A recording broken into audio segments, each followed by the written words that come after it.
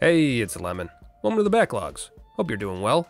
You know, every now and again, I get the urge to play Dark Souls, but don't actually want to play Dark Souls. You know the feeling. I want all the excitement without having to get good and worry about things like carry weight, soul levels, parry windows, and 1% drop rates. Well, if you're like me, then you're gonna like what I have for you all today. Keeper's Toll.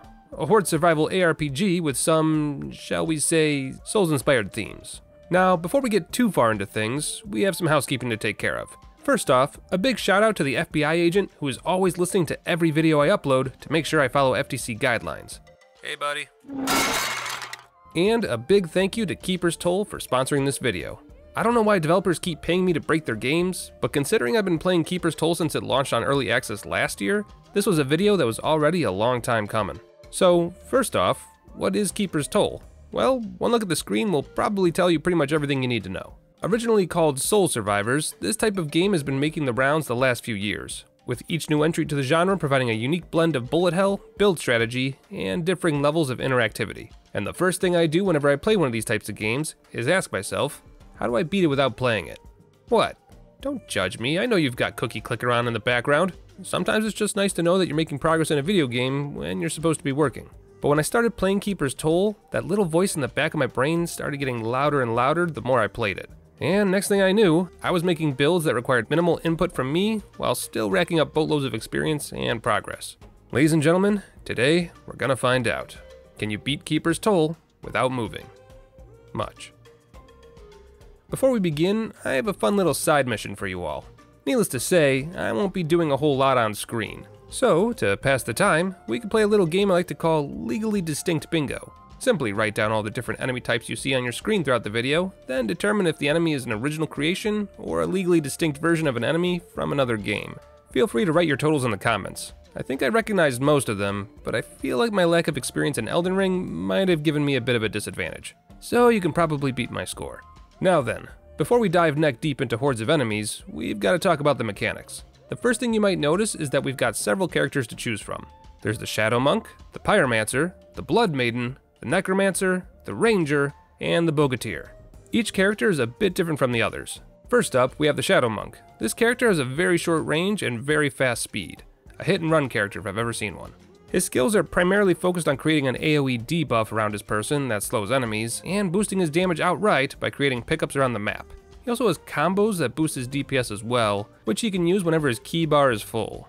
In action, the monk just doesn't seem like it's going to fit our needs. He's at his best when he's slipping and sliding all over the map, and can only heal when he's sitting completely still. Which sounds perfect, but there's a catch. While he's meditating, his health and ki both increase, but his damage is halved. Rough stuff. Moving on, the Pyromancer is a strange combination of ranged and melee damage, with pretty much middle-of-the-road stats across the board. When it comes to his abilities, most of them involve critical hits. Some of them increase critical hit chance, others make it so that he heals when he does crit, and still others make it so that enemies take additional burn damage when those crits happen. He also has abilities that make enemies explode on death, can leave a trail of fire behind him when walking around, has an increased chance of enemies dropping larger experience bubbles, and has some insane AoE attacks that appear around him periodically. An interesting choice. Let's keep him in mind. The Blood Maiden is what you get when you mix blood magic with melee damage. Mediocre in her base stats, the Blood Maiden attacks rather slowly with her Twin Glaive.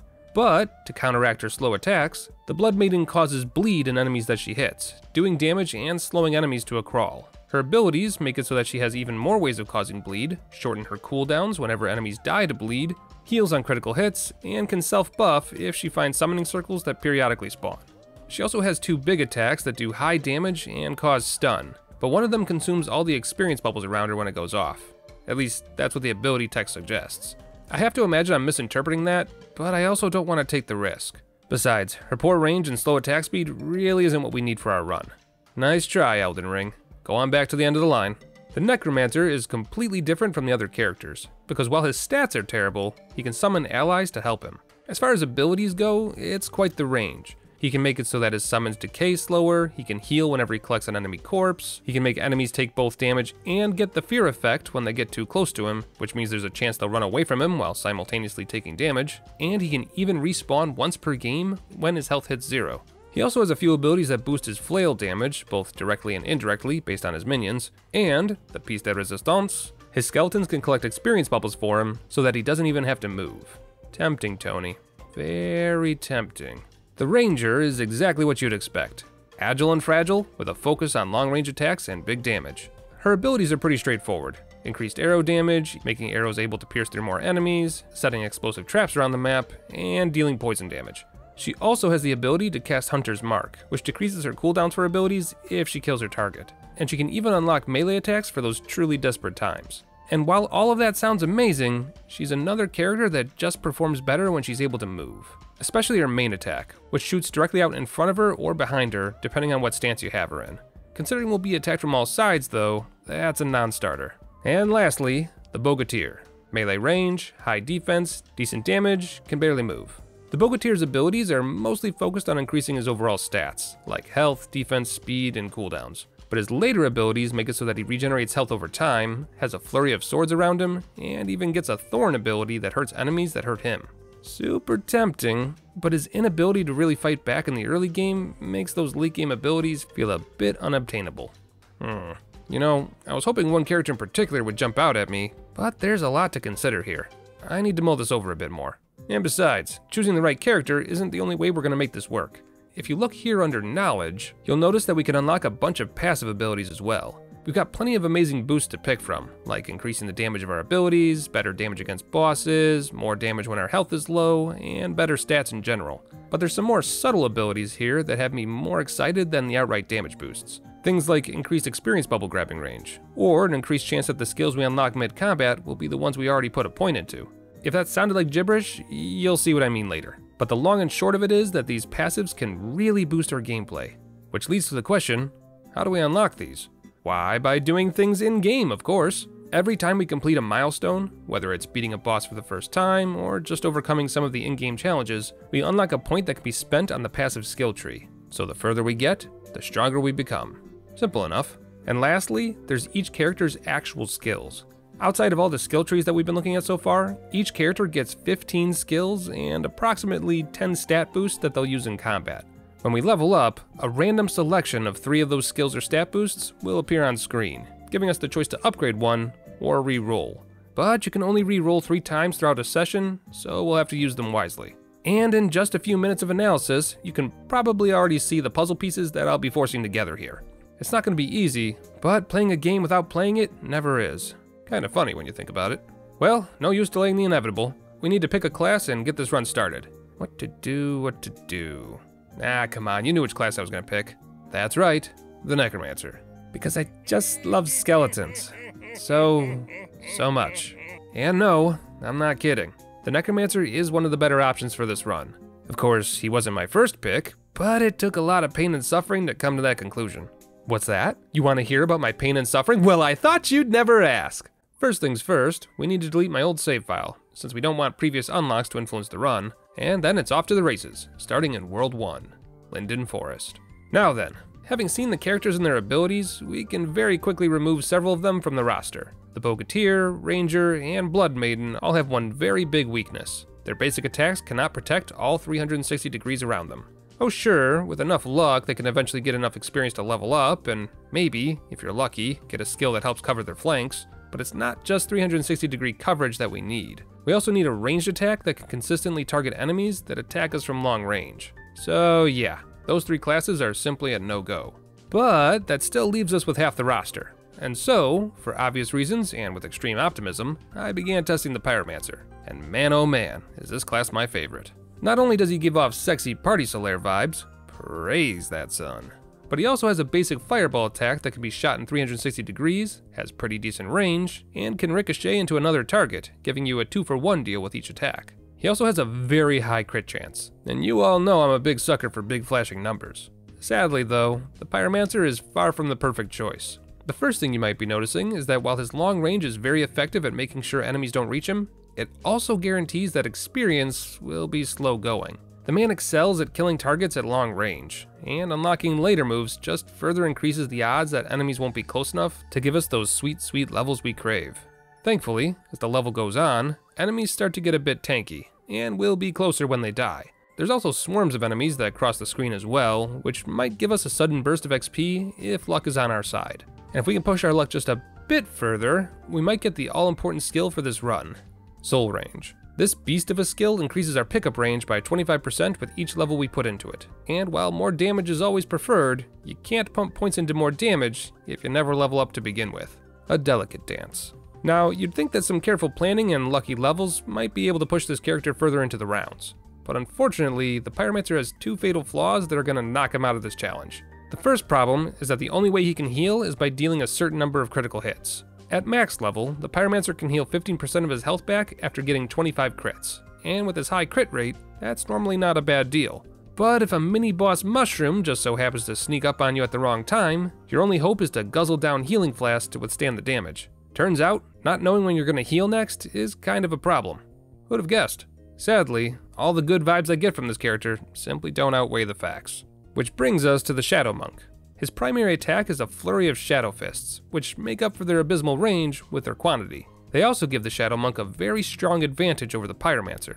Most of the time, they kill enemies within pickup range, which means lots of levels in the early game, and therefore better damage and skills. But what about ranged enemies? It's not like they're just gonna walk into hugging range and let me punch them to death, right? Well, no, but that's where the Monk's special ability comes into play. By quickly pressing a few directional buttons, we can trigger the Monk's combo, which, with our current build, causes the Monk to teleport to the strongest enemy nearby and explode in a wave of psychic energy. A beautiful combination of Misty Step and Shatter, if you will.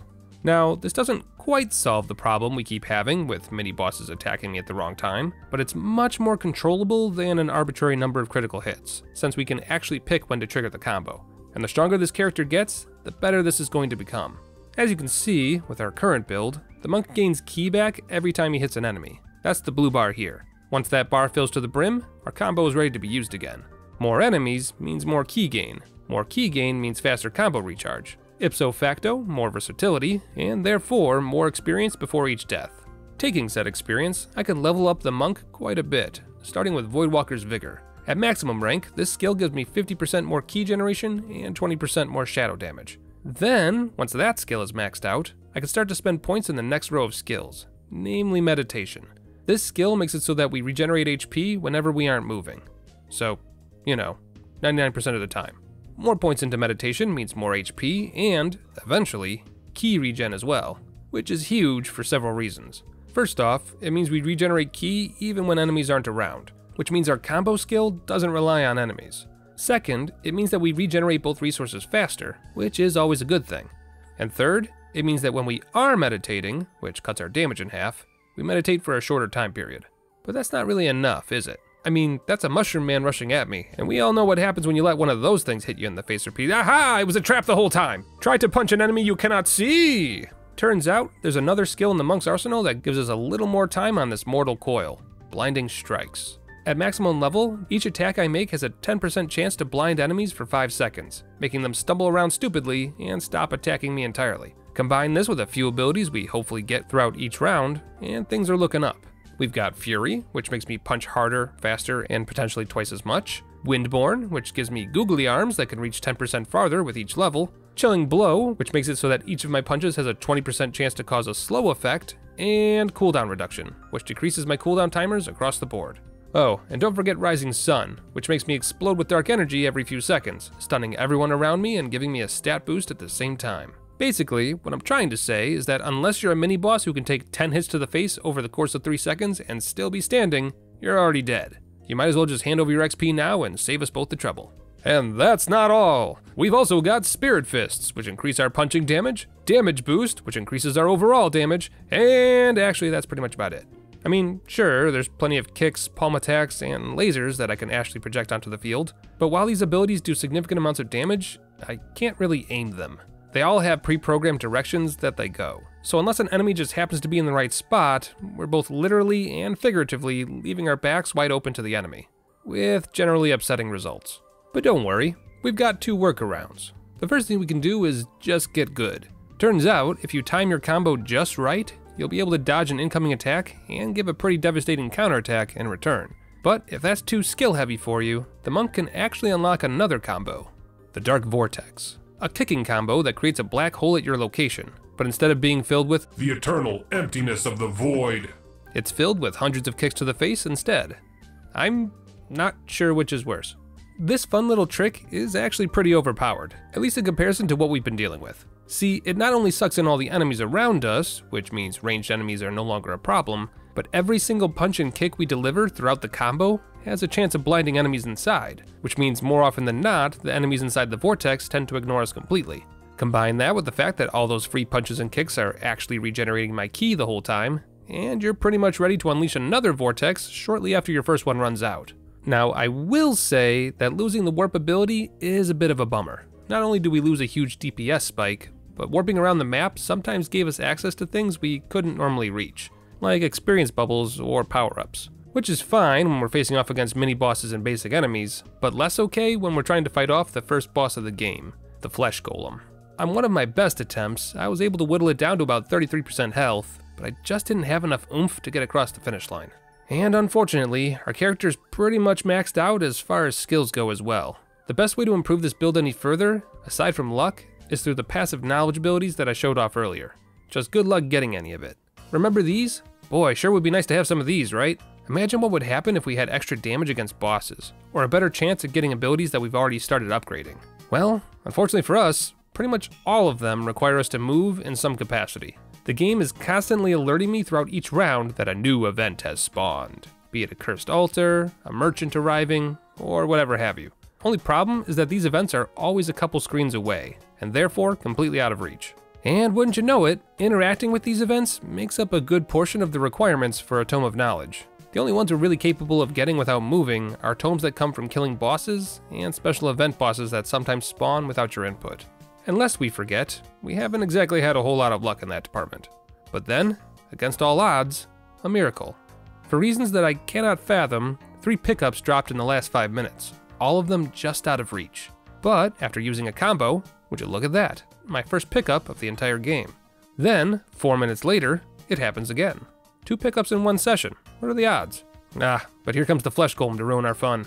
Damn, that's a shame. Apparently, you can get a Tome of Knowledge if you collect 3 pickups in 1. Oh yeah, that's a turkey. It's a Soulsmith miracle. Praise the sun and link the fire. We can actually use a goddamn knowledge point. You know the upsetting part of this? If we were playing normally, we'd have about 10 of these by now. But beggars can't be choosers. Now we just need to figure out what to put it in. There's plenty of 5% damage boosts all around the shop here, but I'm thinking we go with this one. Fortune. Begin a round with a random merchant item or skill. Now unfortunately, having only 1 point to spend means we only get a 100% chance at a common merchant item. If we had more points to throw around, we could improve our odds of getting a better item, or even a level up ability for free. But what you see is what you get. And now we play the slot machine game. Each time we load up a session, we can pause the game and check what item we received. Some of them, like this Dreadroot Tonic, are completely useless, since we don't have any poison abilities. Others, like this leather armor, are useful, just not useful enough to make a difference. But with enough patience, there might be an item or two that can get us across the finish line. Maybe. Just maybe. At least, that's what I told myself. But here's the thing. We're pulling several different slot machines at once. Getting a good item is only half the battle. The other half is praying to RNGesus that we get good skills before the boss shows up. Which, let me tell you, doesn't really happen. And after hours of watching my poor monk struggle on screen, I admitted defeat. I just can't do enough damage to the golem fast enough. Catching it in a vortex didn't give me the breathing room I needed, and even with the best of circumstances, I just couldn't quite make the distance. Now, I don't doubt that with enough time, I could make this stupid dream of mine happen. The right build could do it. Hell, I'm being handed skills at random, and I'm about 15% away from claiming victory. But because of circumstances outside of my control, I simply don't have the time right now. Curse you, sponsored video timelines. Curse you! But this is the Backlogs. I may not be able to beat the game while standing perfectly still, but can we beat the game without moving much? I mean, that probably depends on your definition of much, but... And so we've come full circle, right back to Tony's bony, clammy clutches. The initial vision is dead, but a new undead vision has only just begun. So, let's talk about the Tonymancer. There are several differences in how this character works compared to the others. First off, you have a choice of attack style. Auto, where your flail swings around you at set intervals, or Classic, where it moves based on your character's movement. The correct answer is likely Auto, but just out of curiosity, let's see what happens when we pick Classic. Huh, okay. So I can essentially create a null space if I position it right. Interesting. Not particularly useful, but interesting. Another new addition is that killing enemies creates a new pickup now. Corpses. and these corpses have a multitude of uses, which we'll go over as we get further into the build. But all you need to know right now is that they're very important, and they're also the reason that we're going to need to alter the rules a bit. In the hopes that we'll see literally anything other than the first boss in this challenge run, the new rule is as follows. We must pick a particular point on the screen, for example, the singular rock I've become very attached to, and we must make sure that it remains on the screen at all times. In theory, this means that we are never more than one full screen away from where we started. It's also my intention to only move when necessary, and always return to our point of origin, thus hopefully falling under what the general audience would consider beating the game without moving much, and avoiding the cardinal sin of making a clickbait title. Now, I'll be the first to admit that this new rule set makes this run infinitely easier. After all, so long as my favorite pet rock is on screen, I can avoid ranged attacks and even outrun the funnest of the fun guy, the mushroom mini-boss. Not only that, but my need for corpses also means that I'll be able to pick up experience that would normally be outside of my reach, thus making it much easier to level up. But before I get too upset at myself, there's 3 things that take a bit of the sting out of this situation. First of all, I'm completely at the mercy of my AI summons, and if this game is anything like the game it's referencing, relying on the AI is the equivalent to being forced to listen to a violin ensemble consisting of children who have literally never held the instrument before. So, you know, ninth circle of hell kind of stuff. The second thing is that after collecting 250 experience, a task that doesn't take very long to do at all, you can begin pumping points into the Soul Reaver skill, which makes it so that all of my skeletons can collect souls when they walk near them. So any concerns I had about leveling up unfairly are basically moot, since my skeletons are doing all the experience grabbing for me anyway. And third, I just really want to see what the rest of this game has to offer. And this squishy meatbag is sadly our best chance at making that a reality. So, with that in mind, let's get this party officially started. I grind out some experience in a similar fashion to the last 2 characters we've used, and put some points into Gruesome, which makes it so that collecting corpses not only summons and heals my skeletons, but also heals me as well. Then I do a bit more grinding and max out Decay, which makes it so that my skeletons decay half as fast, because the slower they die, the less times I have to move.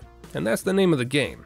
I mean, it's not, the name of the game is Keeper's Toll, and with just those 2 skills maxed out, we've actually got a pretty potent build already, getting the Flesh Golem down to about 35% health. Not too shabby. A few more rounds of grinding, and we've unlocked the remaining skills of the first and second row. There's only 2 that really matter though. Soul Reaver, which we've already discussed, and Necrotic Presence, which makes it so that enemies lose 15% of their health every 5 seconds when standing near the Necromancer. Sadly, this doesn't work on elites or bosses, but at least we have a way to injure enemies that make it past my summon buddies. And this is the first of many skills that we'll be leaning on to help keep enemies away from me, while my AI companions remember that they owe me their undying loyalty. But before we dive into the mid-round strategies, we need to do a bit more grinding to unlock the last few skills in our skill tree. Skeletal Rebirth and Invoke Fear. Skeletal Rebirth makes it so that if we die, we can respawn with half of our health bar returned to us. This only works one time, but it's essentially a free heal, so no complaints here. Meanwhile, Invoke Fear is an effect centered on the Necromancer that periodically blasts outward, causing the fear-affected enemies for 5 seconds, and making them run away at the mere thought of me. That's a little hurtful, if I'm being honest, but we can't deny the utility. And so, with our Necromancer's skill tree fully kitted out, let's talk about how exactly we're going to build him. But first, a prayer. Dear RNGesus, stay the hell out of my way. Right, now then. Tony, if you would kindly get me some XP, we should be able to beat the game now. Okay, first roll was a bust, but our second roll has a key ability. Summon Golem. Unlike the skeletons, the Golem requires that you stand on top of a summoning circle to bring it into the fray. Once summoned, it needs corpses to heal just like the skeletons do. But unlike the skeletons, this bad boy can hit 3 times as hard and makes a shockwave every time he hits. Very nice. The next ability we start to pump into is one of the 3 or so skills that we're going to pick every time we see it. This one in particular, Speed Transmission, reduces my run speed, but gives my skeletons a faster attack and movement speed. Gosh, you know, it's gonna be real hard to part with that movement speed, but seeing Tony excitedly stomping around makes the sacrifice worthwhile. Alright, another level, You know, maybe we shouldn't have yelled at RNGesus. But hey, one last reroll, and we actually get our choice of 2 of the skills that we absolutely want by the end. Bone Venom, which makes it so that my skeletons have up to a 20% chance to proc poison whenever they hit enemies, and Defiled Bones, which increases their raw damage overall. For now, more damage is preferred, but adding some poison into the mix later on will absolutely be a strat. Man, that golem's doing some work. He just one-shot that mage. Wait a minute. Harvey, is that you? Well, that explains the separation anxiety we keep seeing from the golem, but it's always a good challenge run when Harvey's around. Combine that with the fact that we're unlocking the ability to summon more and more skeletons, and the run is looking strong. I unlock the ability to get up to 3 skeletons, sense a cursed presence that I definitely won't be able to investigate, then unlock another key ability, Alacrity, which increases my skeleton's attack speed up to 50%, which is great, because while Tony and his 2 cousins, oops, make that 3, may not hit very hard, they're starting to get faster and faster, and death by 1,000 cuts is still death. I grab myself some bone venom, giving my barbershop quartet the ability to poison enemies they hit, then try a new skill that I'm not very familiar with, Effigy. Apparently, Effigy creates a beacon that will lure enemies into it, keeping them away from me, and eventually exploding after it takes enough damage. Of course, if the beacons just spawn under your feet, this skill isn't exactly all that useful, since it's just making the enemies even hornier to reach me. Weirdly, the beacons don't spawn underneath you naturally. I just got extremely unlucky that the first 3 effigies that spawned were more or less exactly where I'm trying to hide. RNGesus strikes again. When they explode, they do about 30 damage or so, which would be great, except for one thing. We already have Harvey, who not only can do more than 30 damage after we put a second point into him, but who also acts as a beacon by taunting enemies every few seconds. So not only does he do exactly what the effigies do, but better, but he also doesn't disappear after a single 30 damage burst, and can focus on enemies regardless of whether or not they succumb to the lure effect. This also means that we don't have to divide our experience points into 2 abilities, which is super helpful considering it's time for the first boss. Here's hoping we're ready. Unfortunately, we're off to a very bad start when the Flesh Golem immediately disrespects my Sippy Break and just outright kills me. But thanks to our ability to resurrect, we have a little bit more time. From there I did my best to wiggle around him, but unfortunately wasn't able to avoid bumping into him, resulting in my actual death. Wait a minute, Carl, rewind the tape. Well, looks like Harvey and the Tonys did their jobs after all. And a quick glance at the stat screen shows that we did, in fact, kill the boss. And right before we get yanked back to the main menu, we can just make out that the Catacombs gates are now open, which is a fancy way of saying we have access to World 2. But first, let's enjoy some rewards. For killing the Flesh Golem, we get 1 more passive knowledge point to spend. We've got plenty of options, but considering how close of a fight it was to kill the Flesh Golem, I think dishing out 10% more damage against elites and bosses is the way to go for now. Interesting. Looks like we cleared 1 boss of World 1, but not the big bad. And while the main quest seems to point to World 2, I'm not about to progress the game on a technicality. Time to go big or go home. Alrighty, got my patch of dirt, got Tony and Harvey. A strong start. Things were going pretty well, but I'm already out of rerolls as of level 8. So we're gonna have to start picking abilities I'm not actually interested in. Looks like we've got Soul Range, which is useless to me, Gravelord's Revenge, which summons a giant hand to smash foes, and Fulmination, which gives you exploding. You know what, you had me at exploding, I'm sure it's fine. Damn, another bummer of a roll. Well, we can summon exploding skeletons, or we can make Fulmination better. More explodey skulls. This was the right choice. Summon a Ghost Spearman, or Giant Tony Fist. Tony Fist. I mean, it is what it says it is. Later on, I did end up buying those explodey skeletons, but yeah, kinda lackluster if I'm being honest. The problem is that there's no way to actually aim or control them. Later levels make more of them, to the point where you could summon them all around the bottom of the screen, but it still leaves a lot to be desired. Alright boys, the golem is back. Go show him what you're made of. With my summons being a bit higher level than they were last time, and with that additional 10% damage boost we're getting from our knowledge tree, things are looking good. I got my Sippy Break off on time this go around, and with a little bit of sidestepping and proper timing, the Flesh Golem goes down. No contest. Curse shattered. Apparently, beating a boss drops a boss soul, which gives you an immediate level when picked up. Very good stuff. And with the golem defeated, we can finally push forward to the second half of the level. Ew. But less than 2 minutes later, another boss appears, Warden Grainlock. Judging by the silver skull under his name, he's not the big bad I was searching for, but whatever he is, he's in our way. This boss appears to be a druid of some kind, with a circle of followers that my squad very quickly dispatches. He also summons spooky tree stumps, which launch tiny bullets at you. In any case, he wasn't overly difficult. I goofed up and forgot to heal again, but my resurrect skill saves the day, and we're able to move on. What's more, it looks like killing Grainlock upgraded my health flask, which means I can now carry 3 Sippy Breaks instead of 2. Well worth the sidetrack. After a few more levels, I was actually able to max out Harvey, who now does over 200% more damage than when he started, and also sometimes causes lightning bursts. Not only that, but by reaching his max level, I get another Tome of Knowledge for maxing out 2 abilities. You'll love to see it. I continue fighting through the waves, fighting weird snake monsters, boars, and giant snails, the occasional troll from Talisman and Explodey Boy, these weird pumpkin-head looking dudes, an entire legion of frogmen, a flock of zombies with harvesting scythes, and whoever this is supposed to be. And then, after 18.5 minutes of waves, it's time for the boss of the level, Spore Lord Rotwood. His biggest ability is an attack where he spawns purple explosive mushrooms all around the arena, which means that the thing that is normally the biggest threat to players means nothing to me. Don't get me wrong, we still have to be careful. Rotwood can still brush up against me a little too hard, and he does have some big old grippers. But after less than a minute of doing tiny circles, it's over. Another knowledge tome acquired, and the first world officially beaten. Now, once we've beaten the world, the enemies stop spawning, which means we have to move to go find Hitch, an NPC resting beside a bonfire. Hitch here tells me that I can tempt fate and venture forward for greater rewards. Vague, but sure, why not? And we're cursed. Cool.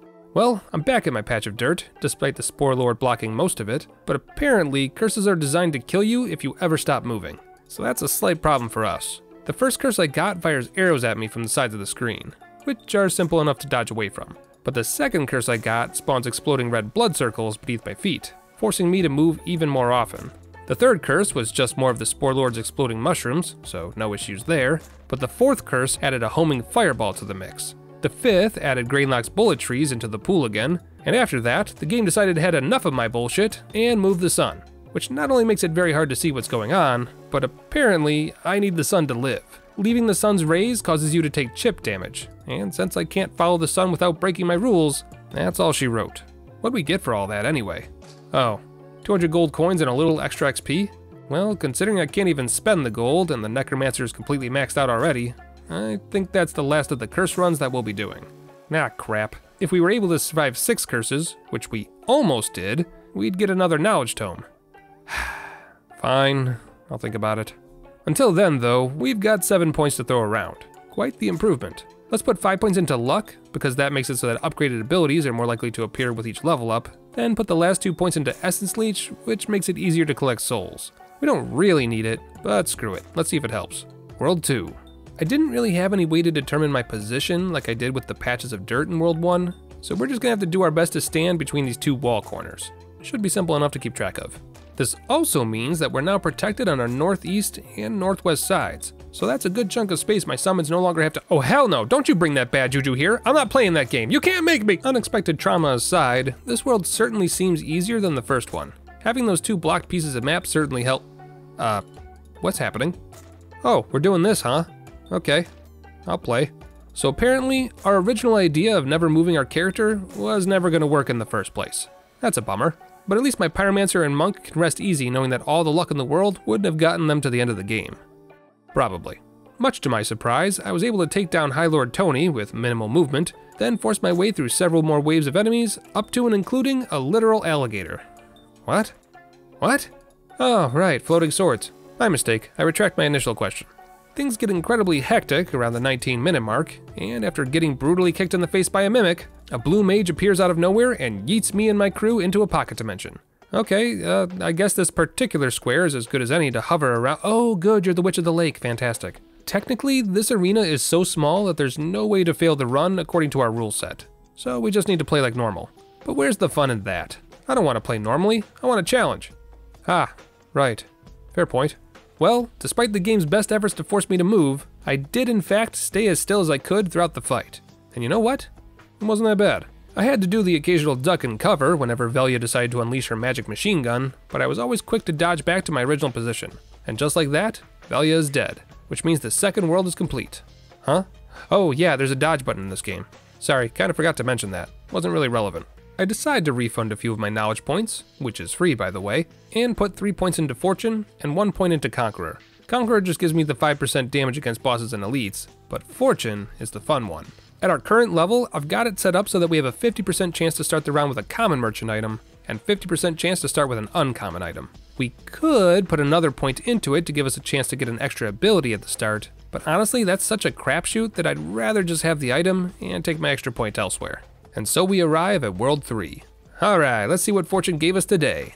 The hell is that? Oh good, I have a pet rock. Yeah, no, reset. Sunflare Spellbook, high damage and burn on enemies hit? I mean, it's no pet rock, but, well, so far so good. The enemies are easy, and Sunflare certainly looks strong. But then, a problem.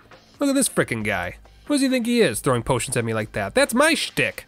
Oh, Grey Rat, not you too! My boy! Look what they did to my boy! Alright, well, things aren't super great so far, but at least we don't have to deal with... Are you serious right now? Oh, come on! It's bad enough I gotta deal with angry Grey Rats. You really gonna throw an apostle of the roly-poly at me too? Well, it cost me my life, but I did kill Nox. I'm not sure what causes invaders to spawn in a world, but I know for a fact that they can spawn in other worlds as well. Bit of a shame it hasn't happened up to this point, since killing invaders gives you an item. Would have been helpful. The level plods along, with Harvey and the boys all leveling up good and strong as we go, until the second boss of the level finally arrives, Solus. And it's a giant sword with skulls on it. Well, I guess we know why all my Tonys went chasing after it. This is a bit of a problem though, because while I'm sure they're all doing their best, my skeletons don't seem to be able to do any damage when they're off screen, which means it's just me and Harvey over here. When Solus comes back on screen, the Calcium Cartel do a fine job of deleting its health bar, but it's not long before it decides to wander off again, leaving me to the mercy of all the minions on screen. And while Harvey is doing his damnedest, it's starting to get a bit crowded over here. One summon is just not enough. Not at this point. We got close, but despite my best efforts, there's simply too many swords on screen, and the only one I care about isn't one of them. I tried several times, hoping to just get a little luckier, but no dice there. Always the same end. Death by the sword. But then, hope. Fortune has started me with a Tome of the Undying Legion, which lets me spawn 10 skeletons instead of 5. They're all 40% weaker, but that's a lot of bodies on screen.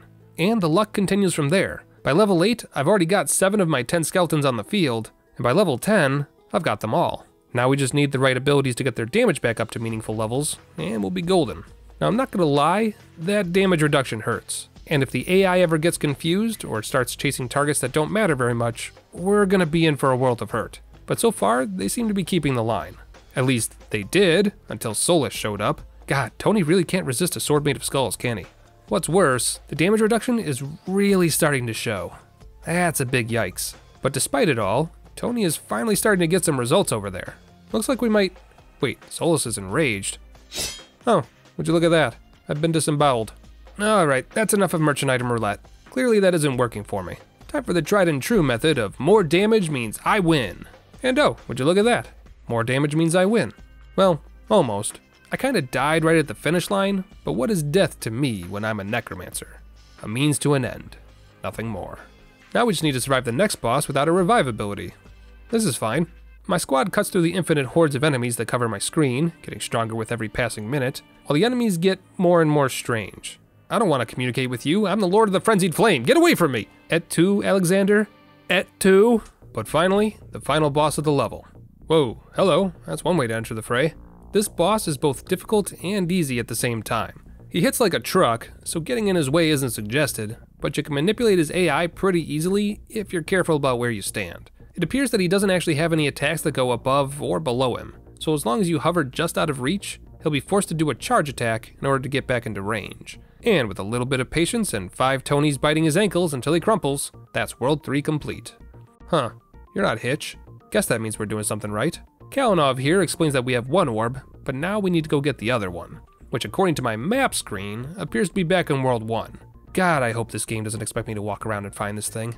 Well, I'm not seeing any sort of mission marker, so guess we'll just beat the level? Okay, well that's the flesh golem killed, and there goes Grainlock, which means it shouldn't be long before we face off against Sporewood. Or not. Wait, what's happening? Huh, this isn't where I parked my car. Bloodsap, the hidden boss of World 1. He's weirdly easy. I mean, sure, he's got druid minions constantly creeping in through the fog walls, and he's constantly firing projectiles, but the fact that I can shimmy 1 foot to the left and right and be perfectly fine makes this the easiest boss fight in the game so far. Weird. And after returning to World 3, an embarrassing Rod with an iframe dodge before killing him, I push through the remaining waves, then get told by the game that I need to go talk to Kalinov again. Looks like we've got both orbs this time, but now we need to go fight the true final boss, the Ebon King. One more fight. Let's do this. Oh lord, why is it always a small arena with you big boss types? Joke's on you, buddy. Every combat has been a small arena for me. This is nothing. Okay, well that might change things a bit. I'm not sure how I managed it, but somehow, some way, I kept it together. I'm completely out of health potions, there's very few corpses on the screen to help me replenish my life, and I'm so slow from all the speed transfers that I have to perfect dodge to avoid the Ebon King's attacks. And yet, despite it all, it's over. The biggest bad of them all, dead and gone at the hands of 5 ankle biters. And Harvey. But you didn't think it ended there, did you? No, we've still got World 4 to deal with. Clearly meant to be the final challenge for any normal player, this level is a strange one. The enemies here are extremely difficult, but there's something else that makes it different from every other world. The map is only 1.5 screens wide and 1.5 screens tall. How strange. It's almost as if we've been doing the one thing the developers think makes the game harder, limiting space to run away. And because the map is so small, the game doesn't have the same luxuries it has in the other worlds. Namely, when it spawns in events like treasure chests or merchants, they spawn on screen, making whatever goodies they're hiding completely valid for the run. Finally, something to do with my gold. Ooh, an extra 25% summon damage, say less. There's just one tiny problem. See this event here, where I need to destroy all 4 obelisks? Yeah, they're outside of my 1 screen limit. And if you don't break the obelisks, every enemy on the map gains a massive defense boost, to the point where my summons are doing 1 damage instead of 30 or more.